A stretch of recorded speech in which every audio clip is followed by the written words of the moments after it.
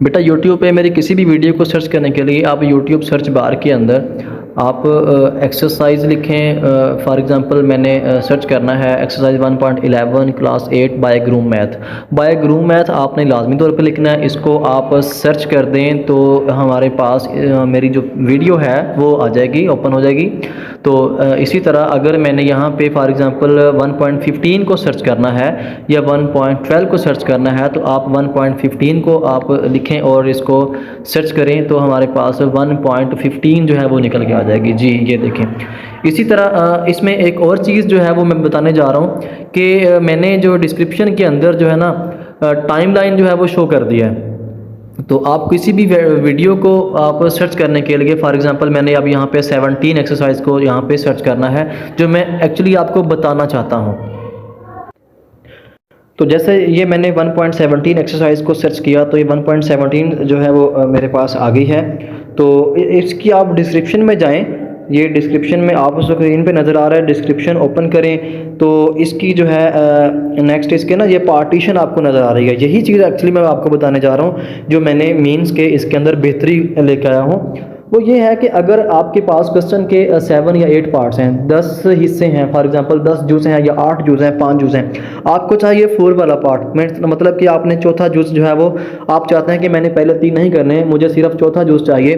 तो आप इसकी डिस्क्रिप्शन खोलें वीडियो की, ठीक है। तो उसके अंदर ये देखें question number 1 part 1, question number 1 part 2, question number 1 part 3, question number 1 part 4, question number 1 part 5, ठीक है। आपको जो चाहिए आप उसके ऊपर क्लिक, जैसे मैंने 5 प्ले करना है, मैंने 5 के ऊपर क्लिक कर दिया तो ये 5 वाला पार्ट निकल के आ गया, ठीक है। इसी तरह यही चीज़ मैं आपको बताने जा रहा हूँ। तो ये नेक्स्ट वीडियोस के अंदर आपको यही मिलेगी, ठीक है। तो इस वीडियो के अंदर भी 1.17 क्वेश्चन नंबर 2 के अंदर भी यही हमने जो मैंने किया है। आप इससे आप फ़ायदा उठा सकते हैं। अस्सलाम वालेकुम students, welcome to class 8 mathematics. जी स्टूडेंट्स, क्या हाल है आपके? ठीक ठाक हैं? उम्मीद है आप सब खैरियत से होंगे। जी बेटा, आज के इस लेक्चर के अंदर हम अंडरस्टैंड करेंगे एक्सरसाइज 1.17 के question number 3, 4 and so on, ठीक है। तो इसमें हमने डिस्कस करना है कि वेरिएशन जो है प्रोपोर्शन को डिस्कस करने वाले हैं हम। हमने इसके क्वेश्चन नंबर 1 और 2 को डिटेल से डिस्कस कर लिया था। उसमें हमने रेशो प्रोपोर्शन को कंप्लीट जो है वो डिटेल से डिस्कस कर लिया था। आज हम जो है वो direct proportion and inverse proportion के जो प्रॉब्लम्स हैं, जो क्वेश्चन हैं, उनको हम सॉल्व करेंगे। बेटा, आज के लेक्चर के अंदर आप बहुत कुछ सीखने वाले हैं, आपको बहुत कुछ नया सीखने वाला मिलेगा। बहुत इंटरेस्टिंग लेक्चर है आज का, ठीक है। इसमें जो है ना, ये जो चीज़ है आपके लिए नई है, ठीक है। इसको आप अच्छे से तवज्जो से फोकस कीजिएगा क्वेश्चंस के ऊपर कि क्वेश्चन में वो क्या कहता है और हमने कैसे इन प्रॉब्लम्स को सॉल्व आउट करना है। सबसे पहले तो हमें डायरेक्ट और इनवर्स प्रोपोर्शन का पता होना चाहिए कि डायरेक्ट प्रोपोर्शन क्या होती है और इनवर्स प्रोपोर्शन क्या होती है। बेटा, डायरेक्ट प्रोपोर्शन की अगर हम बात करें तो ये है तगैयुर रास्त या तनासब रास्त, ठीक है। इसको उर्दू में तनासब रास्त बोलते हैं। वैसे मैं यहाँ पे लिख भी देता हूँ, मैंने डायरेक्ट प्रोपोर्शन इंग्लिश में वैसे लिखा हुआ है तनासब रास्त, ठीक है। तो इसी तरह इसकी अगर डेफिनेशन की बात करें, इसमें ये होता है कि बेटा दो क्वांटिटीज के बिटवीन ऐसा रिलेशन होता है जिसमें एक मिकदार के एक क्वांटिटी के बढ़ने से दूसरी क्वांटिटी भी उसी हिसाब से उसी मिकदार से इंक्रीज हो। तो ये डेफिनेशन जो है वो, ये जो बात है वो डायरेक्ट प्रोपोर्शन कहलाती है, ठीक है। तो इसी अगर मैं डेफिनेशन लिख दूं तो डेफिनेशन इसकी ये होगी, द रिलेशन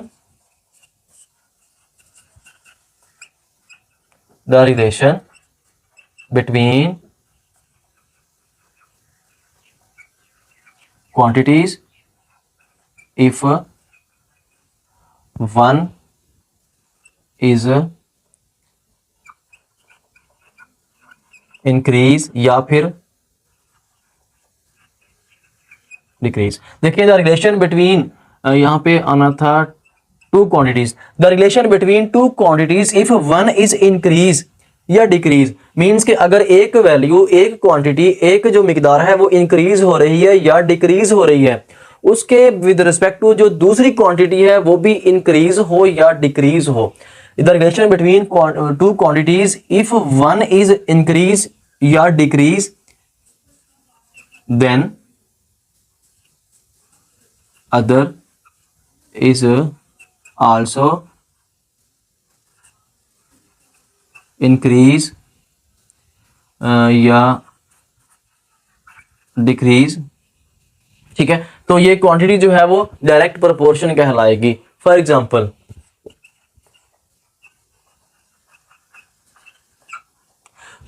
बेटा आप कोई भी एग्जांपल ले सकते हैं। फॉर एग्जांपल मैंने एग्स लेने हैं, मैंने अंडे लेने हैं, ठीक है। मैं कहता हूं कि 5 eggs अगर मैं हासिल करना चाहता हूं तो उसकी जो है वो प्राइस और होगी। फॉर एग्जांपल मैं कहता हूं कि 5 eggs जो है वो 100 रुपीज के हैं, मीन्स के 5 अंडे 100 रुपए के आते हैं।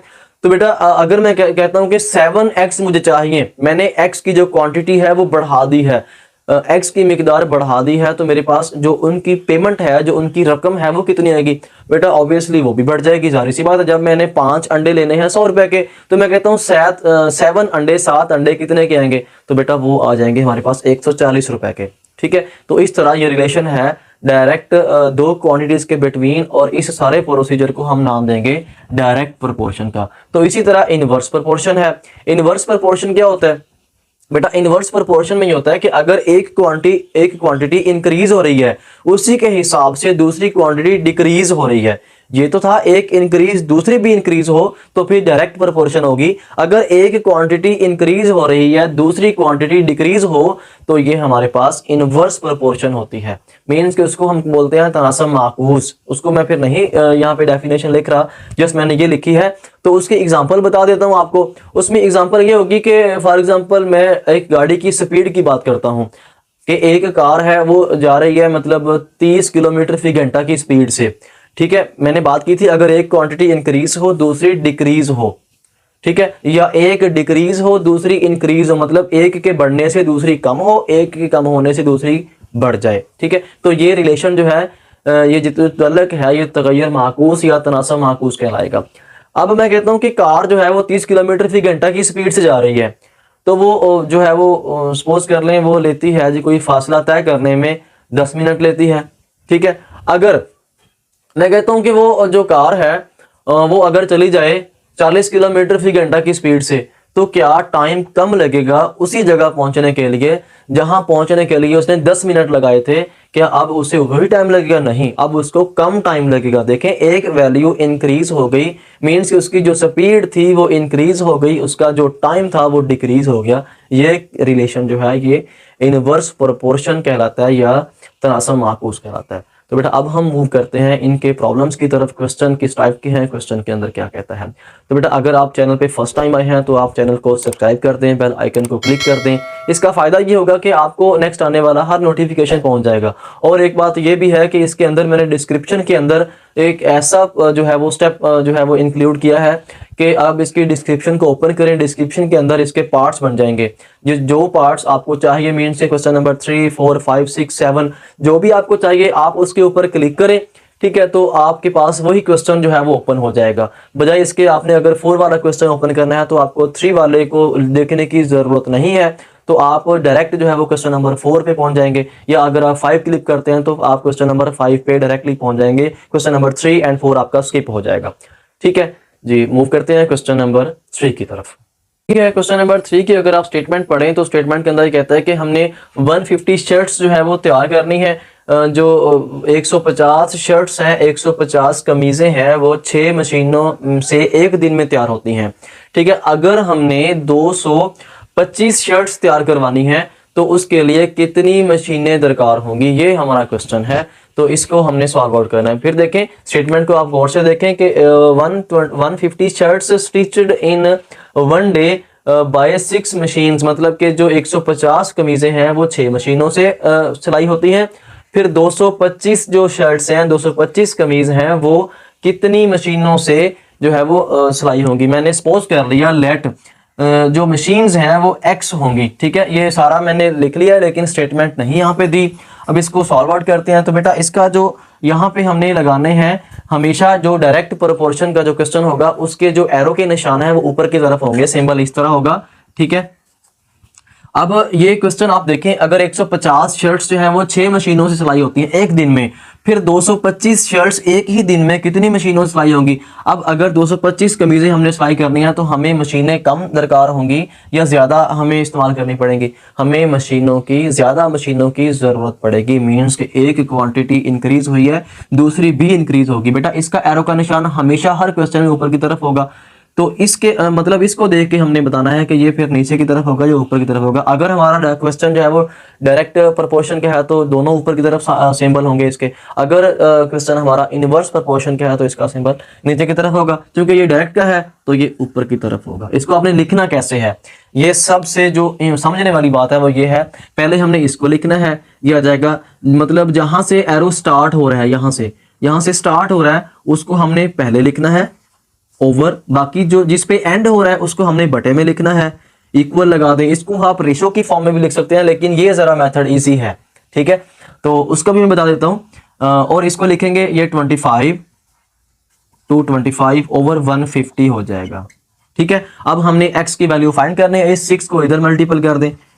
हाँ जी, 6 इधर मल्टीपल हुआ तो 225 मल्टीप्लाई बाय 6 ओवर 150। अब इसको आप कैंसिल आउट करें जी। इसको 3 2 पे 6, ठीक है।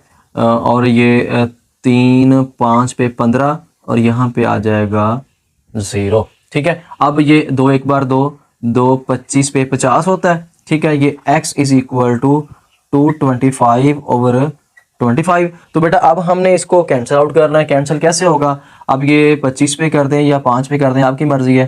225 को 25 पे तकसीम करना है। 5 5 द 25, फिर यहाँ पे आ जाए 5 4 द 20 225 5 और 25। फिर ये 5 को कैंसिल कर दें। इसको मैं रेड से करता हूँ। 5 1 द 5, फिर ये 5 9 द 45। मीन्स के जो x की वैल्यू है वो हमारे पास आ गई है जी 9। हमें जो 9 मशीन्स चाहिए होंगी, हमें इतनी मशीन्स जो है वो चाहिए होंगी 225 शर्ट्स तैयार करने के लिए, ठीक है। तो इस तरह जो है इसको हम सॉल्व आउट कर लिए हमने। जो बेटा दूसरा मैं बता रहा था कि अगर आपने इसको वैसे सॉल्व करना है मतलब कि रेशो वाले तरीके से, वो भी आंसर यही आना है, वो भी एक दफा देख लें। बाकी क्वेश्चन मैंने इस तरीके से करने हैं। हाँ जी, पहले शर्ट्स का रेशो आ जाएगा, ratio between shirts, ratio between shirts. हाँ जी, रेशो की शर्ट्स कितनी है 150 रेशो 225। फिर यहाँ पे इक्वल रेशो बिटवीन मशीन्स, ठीक है, रेशो ऑफ मशीन, तो ये हो जाएगा 6 रेशो x जी। तो बेटा इसको हमने कैसे सॉल्व करना है, इसको भी जो हमने क्वेश्चन नंबर 2 को सॉल्व किया था, एक्सट्रीम प्रोडक्ट ये होता है और मीन प्रोडक्ट ये होता है, ठीक है। देखें इसको आप सॉल्व आउट करें, ये x इंटू 150 हो जाएगा और इधर हमारे पास 225 मल्टीप्लाई बाय 6। देखें बिल्कुल वही बात आ गई है। आप जरा गौर करें, ये मीन्स के 150 को आप डिवाइड कर दें, ठीक है। x is equal to 225 multiply 6 over 150। तो ये मैंने एक और मेथड सॉल्व कर, देखें 150 इधर भी बटे में है, इधर भी बटे में ही था यहाँ पे, तो इसका भी आंसर वही आने वाला है। ये 6 1 द 6 6 2 द 12 3 यहाँ पे बन गया 30 6 5 द 35। फिर ये 25 1 25, फिर 25 9 2 25 होता है। मीन्स के x इज इक्वल टू 9, इसका भी आंसर 9 आ गया, ठीक है। तो इस तरह बेटा ये क्वेश्चन हमारा दोनों मेथड से सॉल्व। इसका अगर हम ग्राफ ड्रा करें तो ग्राफ मैंने इस तरह जो है वो बनाया है, x एक्सिस ये होता है और ये y एक्सिस होता है। हमेशा जो हॉरिजॉन्टल लाइन होती है ये ऐसे वाली उसकी सतह पे ये x एक्सिस होता है, और जो बिल्कुल ऊपर की तरफ अमूदी लाइन हो, वर्टिकल लाइन हो, वो हमारा y एक्सिस होता है, ठीक है। इसका हमने ग्राफ ड्रा करना है। उसने क्वेश्चन के अंदर बोला हो कि आल्सो ड्रा ग्राफ, हमने ग्राफ भी बनाना है। तो ग्राफ कैसे बनाएंगे, देखें बेटा यहाँ पे तो हमारे पास है जी 3 ग्राफ। इसका 6 को हम जो है वो कनेक्ट कर देंगे 125 के साथ, ये 150 के साथ, सॉरी यहाँ पे आ गया, ठीक है। और अगर हम 9 की बात करें तो 9 यहाँ पे आ जाएगा और ये आ जाएगा 225 पे, ठीक है। मीन्स के इसके बिटवीन आएगा यहाँ पे, ये ऐसे, ये कुछ इस तरह जो है हमारा ग्राफ जो है वो ड्रा हो जाएगा। और इसी तरह इसको हम नंबर लाइन से ऐसे शो कर देंगे, ऐसे। ठीक है, तो ये हमारा ग्राफ ड्रा हो गया। एक तो ये पॉइंट बन रहा है और एक ये पॉइंट बन रहा है। देखें, जब हमने 150 शर्ट्स सिलाई करनी थी, ये हमारी हैं जी शर्ट्स और ये हमारी है मशीन, ठीक है। जब हमने 150 शर्ट सिलाई करनी थी, हमारे मशीन हमें मशीन चाहिए थी 6। जब हमने जो है वो 225 शर्ट सिलाई करनी थी, फिर हमें मशीन कितनी चाहिए, हमें 9 शर्ट चाहिए। इस तरह हमारा ग्राफ जो है वो ड्रा हो गया है। और की स्टेटमेंट अगर आप पढ़ें, इसमें कहता है कि 12x जो है वो 180 रुपीज़ के हैं, और अगर हमारे पास 270 रुपीज़ हों तो हमें कितने x जो है वो मिलेंगे। मतलब कि 12 अंडों की कीमत 180 रुपये है और 270 रुपए में कितने अंडे हम खरीद सकते हैं, कितने अंडे आएंगे, तो ये हमारा क्वेश्चन है। तो बेटा देखें, सबसे पहले इसका तरीकाकार ये है कि बेटा स्टेटमेंट वाले क्वेश्चन है, ये मोस्टली बच्चे इससे भागते हैं, लेकिन ये मुश्किल नहीं है। इसको आप समझें पहले स्टेटमेंट को, जब स्टेटमेंट को समझेंगे आपका क्वेश्चन जो है वो वहीं पे सॉल्व हो जाएगा, हाफ क्वेश्चन आपका वहीं पे सॉल्व हो जाएगा। देखें, कहते हैं कि 12x जो है वो 180 रुपीज़ के आते हैं, मीन्स के 180 रुपए में 12 अंडे आएंगे, फिर 270 रुपए में कितने अंडे आएंगे। हाँ भी, अब देखें, अगर मेरे पास ज़्यादा पैसे हैं तो मेरे पास अंडे भी तो ज़्यादा ही आएंगे, ऐसा ही है। मैं कहता हूं कि 100 रुपए के 5 अंडे आएंगे तो 150 के अंडे कितने आएंगे, 7 ही आएंगे ऑब्वियसली।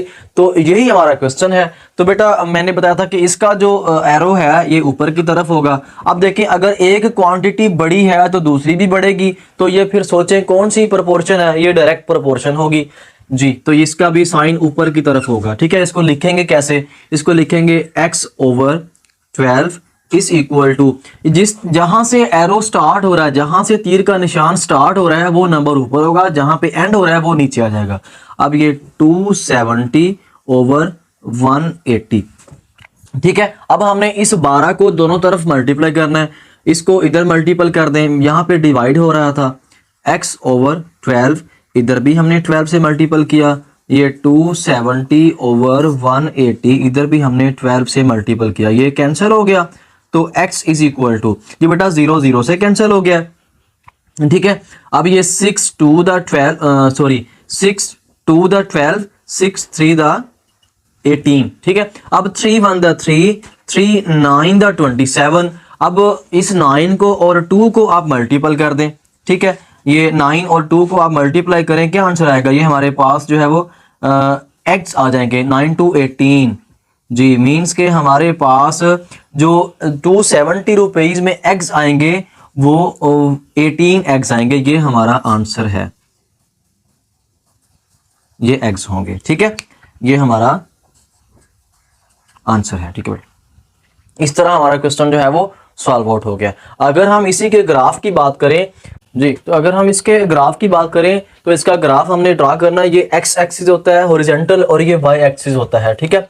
तो हमने यहाँ पे 6 12 18 एंड 24, यहाँ पे 4 डिजिट्स 4 नंबर्स मैंने यहाँ पे जो है वो लगा लिए हैं, ये x है और ये इनकी प्राइस है। मैं इसका जो है वो ग्राफ ड्रा करने वाला हूँ, ठीक है। इसके अंदर देखें सबसे पहले कि मेरे पास 12x थे, उसकी जो प्राइस थी 180 थी, ठीक है। तो 12x को हम यहाँ से ऐसे डॉट डॉट लगा लेंगे और 180 तकरीबन 180 आपका यहाँ पे बनता है, तो हम इसको यहाँ पे जो है ऐसे इसको डॉट डॉट लगा देंगे, ठीक है। और यहाँ पे हमारा ये वाला एक पॉइंट बन गया, ठीक है। उसके बाद नेक्स्ट जो हमारे पास है 18 को हमने देखें, उसकी जो प्राइस हमारे पास आई है 18x की, वो कितनी है 270, मीन्स के 270 पे वो तकरीबन हमारे पास यहाँ पे होगा, ठीक है।